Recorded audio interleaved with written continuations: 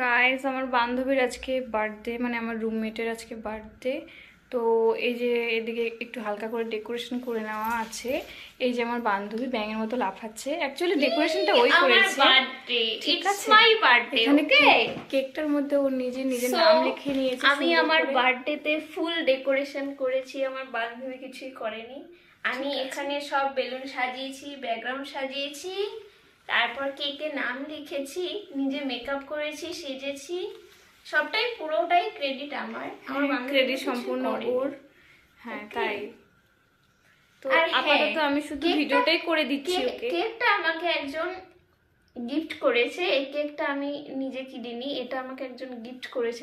নামটা আমি এখন বলছি না, পরে বলবো। বাট এই কেকটা আমার গিফট। তো সবাই তোমরা গিফটও আছে, ওকে দেখাবো উইশ করে দাও, ঠিক আছে? মা পড়ে গেল ফোনটা। কি হলো? তো সবাই তোমরা ওকে উইশ করে দাও।